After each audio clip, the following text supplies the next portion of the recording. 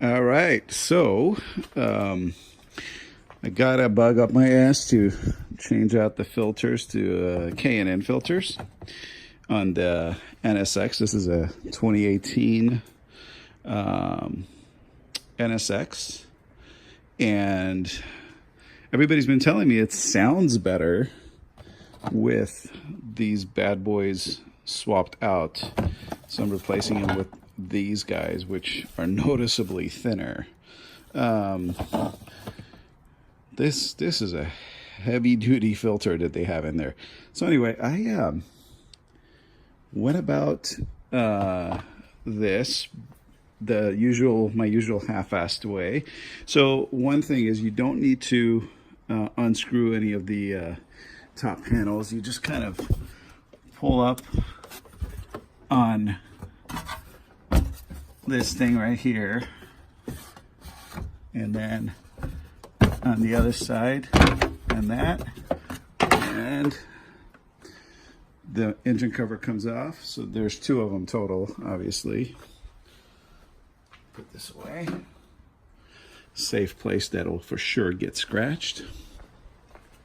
And then the housing for the filter is this guy, and it's a bit of a pain in the neck to get it out because, well, first I'm doing it again in my usual half-assed way. Engine's totally hot. I just got off of a drive, so there's 4 clips around it. You undo those and you pull this back. You just kind of have to like wiggle it back just enough, and it gives you about just enough clearance to get that thing, the original filter out, and you're going to slip in the new one. So I'm going to go ahead and do that now. Like I said, I already yanked this sucker out of there just like so. And I'm going to put the new one in, put the other guy in, and then I'll hopefully it'll be done. I might not be able to get the clips back on until the car cools down a little bit without burning my hands. So I'm going to end the video here, but that's just to show you that you do not need to remove all of these covers back here. You just pop the 2 easy to remove ones that don't need to be unbolted, and then you get access to this. And if you're careful enough, you can pull the filter out without having to remove this guy, which is a lot more involved. There's 1 and 2 and 3 more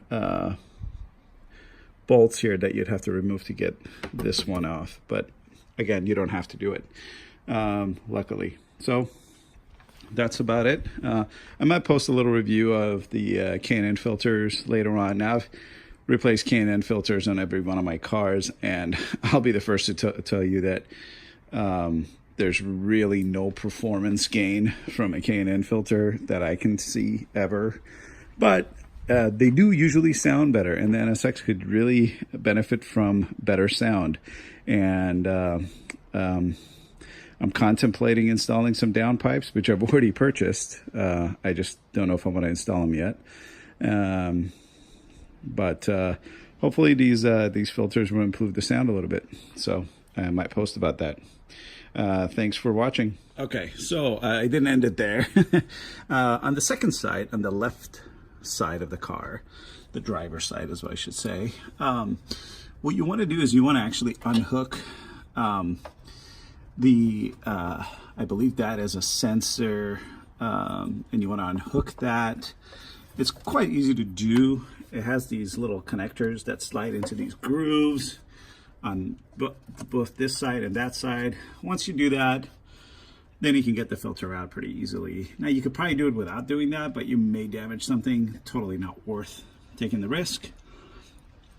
And actually this side, once you've done that, it kind of gave me a little less trouble getting it up out of the way. So anyway, for what it's worth, the second side's a little different, but the first side, the filter went in just fine, and I was able to get the enclosure back on just fine.